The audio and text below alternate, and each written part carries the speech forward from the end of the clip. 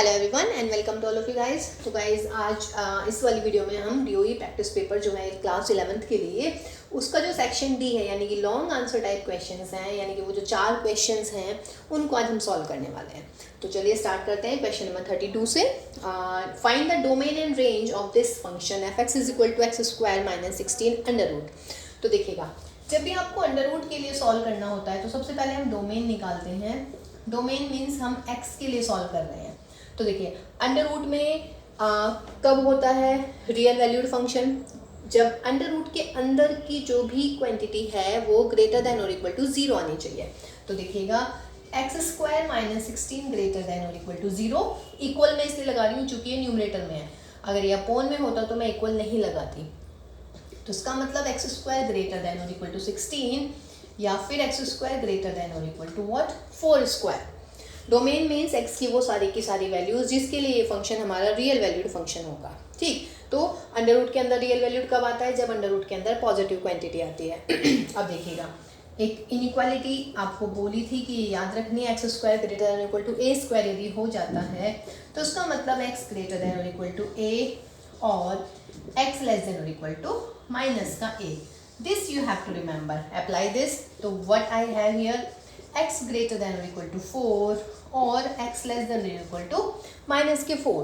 तो इसका मतलब जो डोमेन आएगी हमारे फंक्शन की वो क्या आ जाएगी? This union this. तो x लेस देन और equal to minus 4 means minus infinity to minus 4 पे क्लोज्ड इंटरवल यूनियन 4 पे क्लोज्ड इंटरवल और इन्फिनिटी पे ओपन। तो that is the domain of this function. Now for range, range के लिए आपने क्या करना होता है क्वेश्चन में? रेंज के लिए आपको करना होता है कि let f x is equal to y. तो एफ एक्स की वैल्यू लिखिएगा, x square minus 16 is equal to y square. यदि आप करेंगे तो that will be y square और x square is y square plus 16। Y की कौन कौन सी वैल्यूज हैं जिसके लिए एफ एक्स जो है एग्जिस्ट करेगा, यानी कि एक्स एग्जिस्ट करेगा, है ना? तो वाई की वैल्यू का मतलब आप रेंज निकालते हैं। अब देखिएगा, एक्स स्क्वायर की वैल्यू क्या है? ग्रेटर देन और इक्वल टू 16। तो आप लिख सकते हैं because x square greater than और इक्वल टू 16 तो therefore y square plus 16 greater than 16, y square is greater than और equal to 0।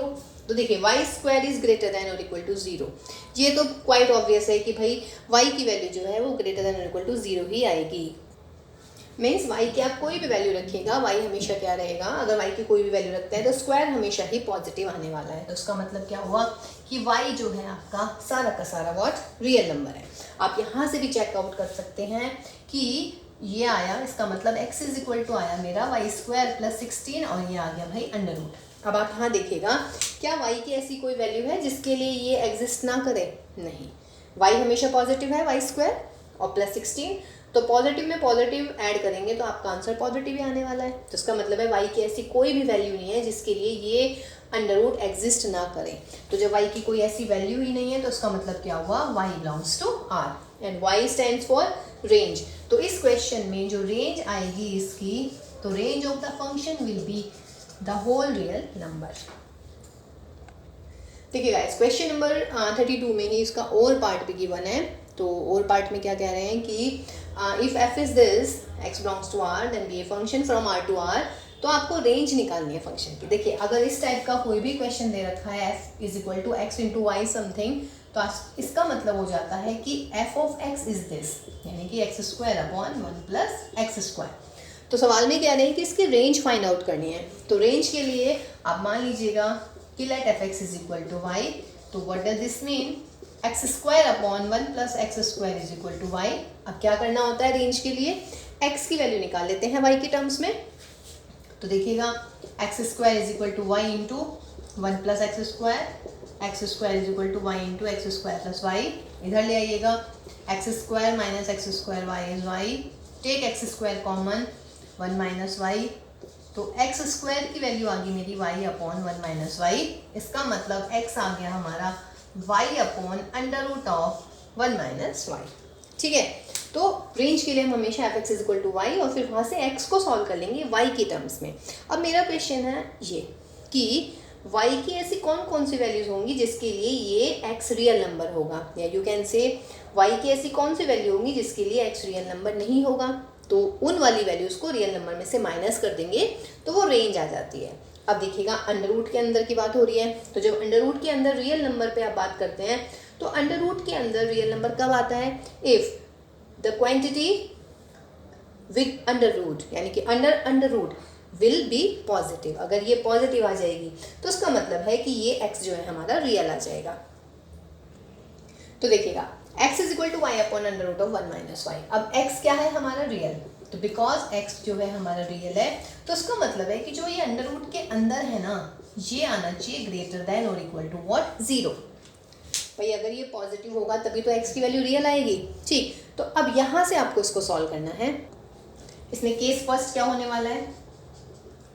Case first, if देखिए न्यूमरेटर डिनोमिनेटर, तो न्यूमरेटर अपॉन डिनोमिनेटर पॉजिटिव कब होता है? या तो बोथ आर पॉजिटिव या फिर बोथ आर नेगेटिव। तो सपोज कीजिएगा अगर ये पॉजिटिव है हमारा तो केस फर्स्ट क्या होगा? y ग्रेटर देन और equal to 0 and 1 minus y greater than 0। मैंने यहाँ पे इक्वल नहीं लगाया, इक्वल इसलिए नहीं लगाया गाइस क्योंकि अगर ये अपॉन में इक्वल टू 0 हो जाएगा तो ये इनफाइनाइट हो जाएगा। तो इस छोटी सी चीज़ को आप हमेशा ध्यान रखेंगे। तो ये आया मेरा y greater than 0 and 1 greater than y greater than 0 and y less than 1।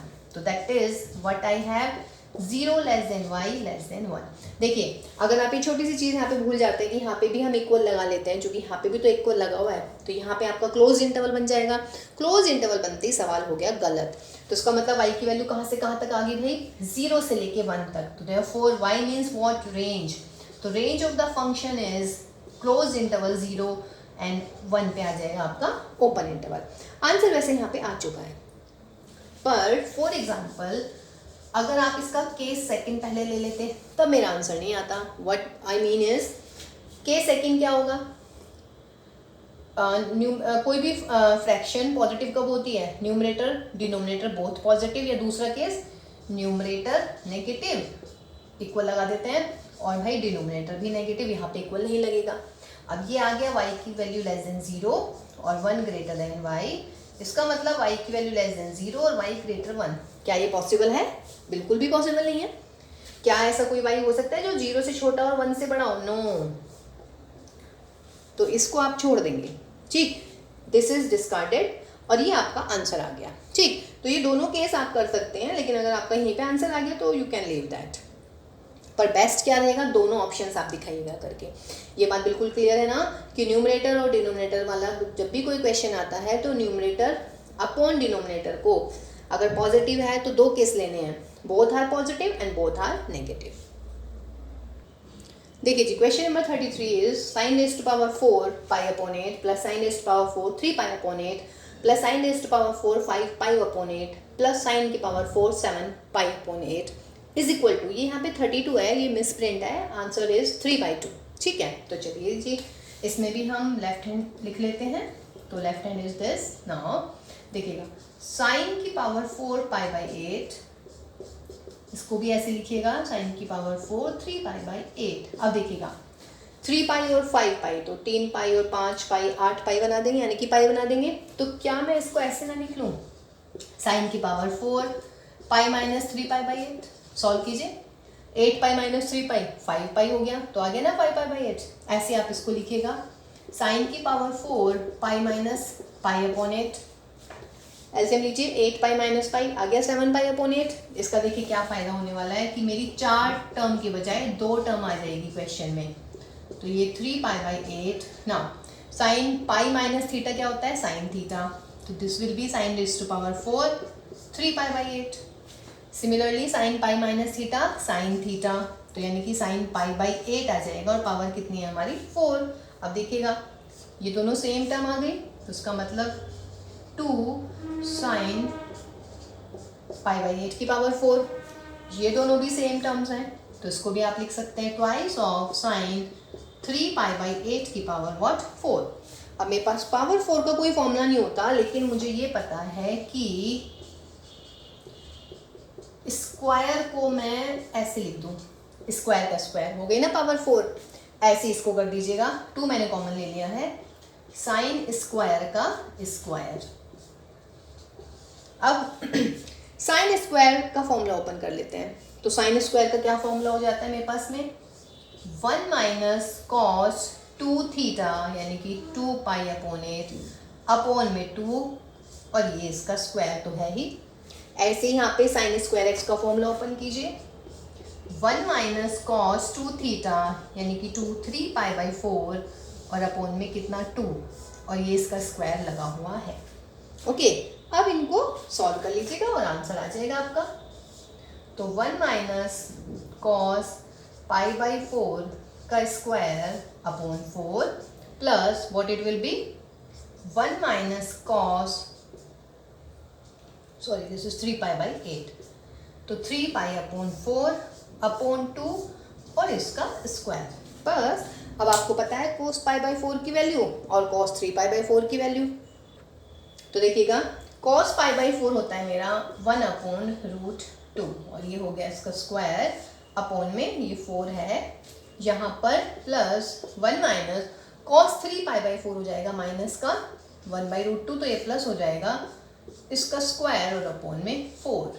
अब ये 4 को बाहर निकाल लेते हैं।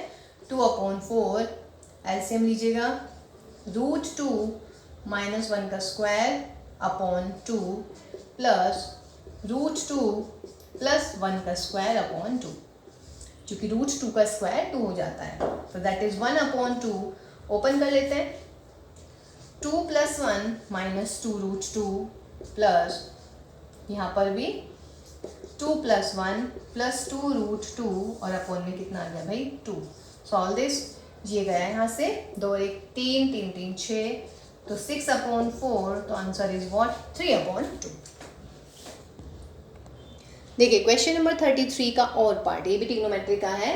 cos a minus b upon cos a plus b plus cos c plus d upon cos c minus d, if it is equal to 0 then you have to prove this one. तो guys इसको लेके चलते हैं जो आपको given है।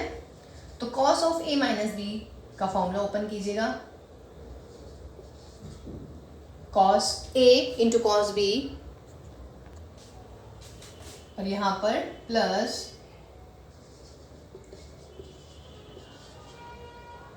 Sign a into sine b upon cos a into cos b minus sine a into sine b। ये plus में है तो अगर मैं इज इक्वल टू उधर कर दूं तो यहाँ पे cos c plus cos d का फॉर्मूला ओपन कीजिएगा, cos c cos d minus sine c sine d, नीचे cos c माइनस d है तो cos c cos d plus sine c sine d। कोई इशू नहीं है, इधर पहुंचा दिया मैंने इसको, तो ये प्लस में था इधर माइनस में हो गया, सिर्फ फॉर्मूले ओपन किए।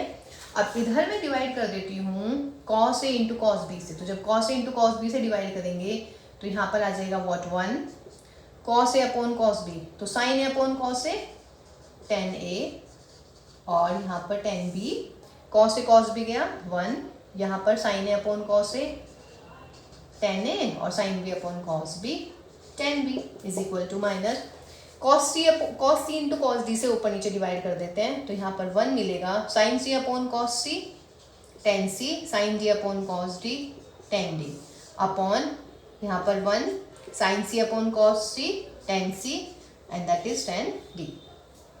अब गाइस मल्टीप्लाई कर लेते हैं, क्रॉस मल्टीप्लाई, तो 1 plus tan a into tan b और भाई 1 plus tan c into tan d is equal to minus 1 minus tan c into tan d और यहाँ पर 1 minus tan a into tan b। Multiply कर लीजिएगा, 1 की multiply 1 में, फिर यहाँ पर आ जाएगा ये मेरा tan c into tan d, फिर plus tan a into tan b और plus tan a tan b tan c and tan d is equal to 1 की मल्टीप्लाई 1 में करेंगे, बाहर माइनस है तो माइनस हो गया, माइनस की मल्टीप्लाई 1 की मल्टीप्लाई माइनस में करूँगी, बाहर माइनस है तो ये प्लस हो जाएगा,